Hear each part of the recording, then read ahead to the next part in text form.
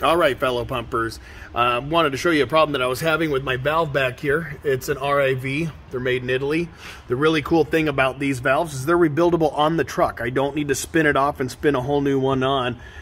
You got to get pretty big wrenches or a chain wrench to get these off. But what happened is my bolt broke off and then stripped out some of the threads in there, and it snapped off in there. So I'm going to replace this shaft, but I did buy all the parts to replace all the inside of that too.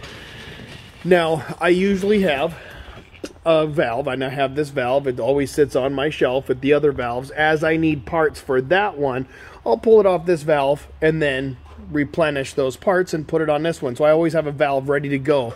And if I ever ran into a major problem, I could spin that sucker off, spin this one on if I had to. This is what they look like. You can see that there's two discs in there, and they're on a slight V right here, and they sandwich, and they're like just kind of like they're blades. It's a gate valve. I won't put this down because it's hard to get it up, but we're gonna go ahead and rebuild this, and I'll show you how to take all this stuff apart. Now, this is where I bought my replacement stuff. Feel free to pause it, and you can get the part numbers of everything you need to replace this. And here's what the parts look like. So here's the two blades. They sandwich together like this. And then this is in there too. So I should have put that in there to demonstrate that better, but that's where it sits. Is this like this. And then this like this. Then you have, you know, this gets all slid into the valve. Then you put this guy in there. And then a washer to hold it down. This is the packing nut. If your packing nut here starts leaking, you could always put something else in there temporarily until you cut this out. But these are not easy to remove. But I'll show you here in a little bit. And then just new nuts to hold that on. So now I'm going to go ahead and start disassembling this thing. First thing I'm going to do is take off this bolt here and pull the handle off.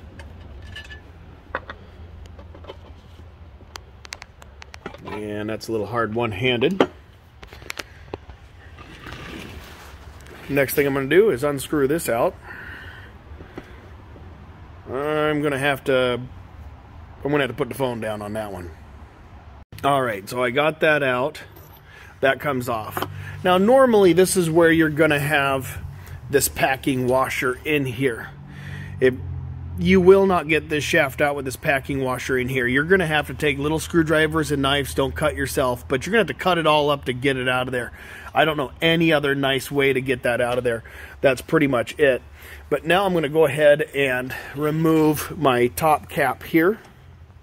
And now I took all those bolts out. This cap comes off. And now you can kind of see how that works in there. Maybe I can turn my flash on there. So you can see how that works.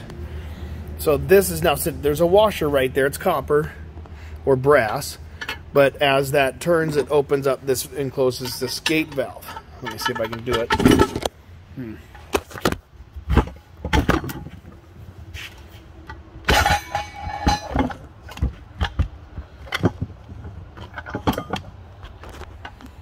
So it's a little tight, but that's how it works.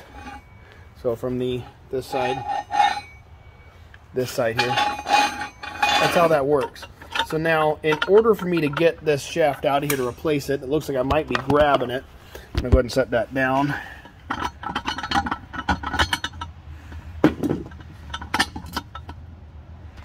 Now, this guy just slides right on out. And it won't slide out until that packing comes out, this packing stuff. You'll really struggle if that packing's in there. Then at this point, you can either reach in and pull all that stuff out. And let me see if I can set the phone up. See if I can show that happening.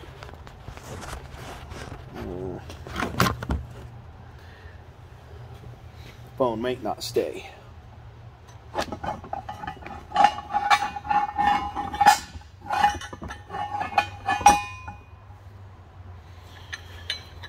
And there she is. So now your valve is empty and ready to be rebuilt. So there's how that works. from time to time you're going to get buildup down here, rocks and junk, and you have to blow it out with a garden hose or suck it out or something, but that stops the blades from seeding down. But this is the brand new set. Well, and these are brand new too. These have never been used, but I'm going to go ahead and install them today and then rebuild this valve. So I'm going to do the same thing to that. Putting it back together is just reverse order. So, you know, setting it down in there. See if this will hold my phone. Not sure if it will.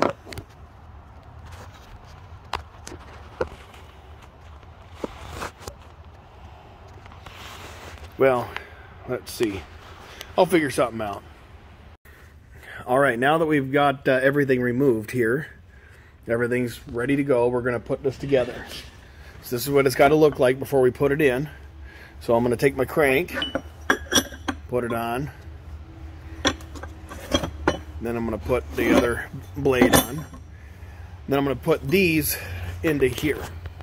Set this thing up. Hopefully it doesn't fall. Grab the blades. Now, let me see if I'm zoomed out enough here. I think I am. Okay, now. So when I put these blades in here, remember these got to be flexible like that for it to seal. I have to make sure that I put the crank pointing down, and as I lower it down in there, I got to line that up with the hole so I can put the pin in. So when I try to do that, and this part can be a little bit of a bear. There, she's starting to line up. Right when I have her lined up, I'm going to grab the pin.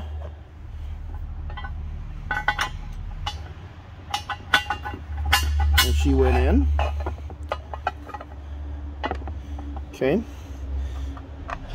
Try not to smash your fingers, it does hurt a little bit. And then I'm going to line this up, get the copper washer in. I guess I should have said what that was. So I'm going to grab this washer.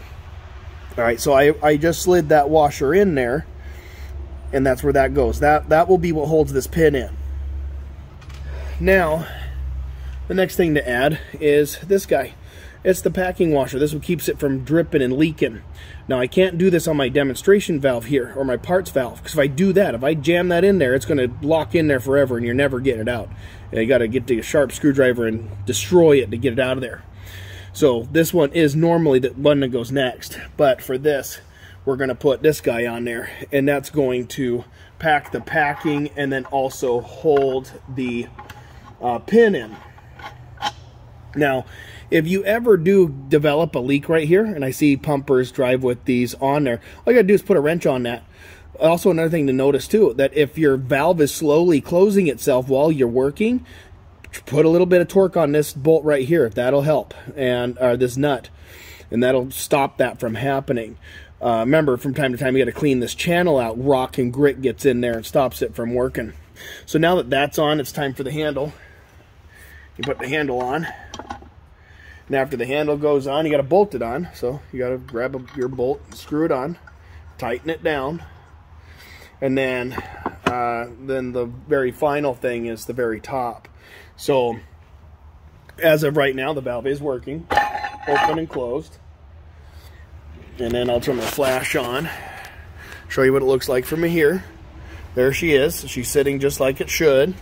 The last thing to do is get this cap on here. You can buy new gaskets or you can make one.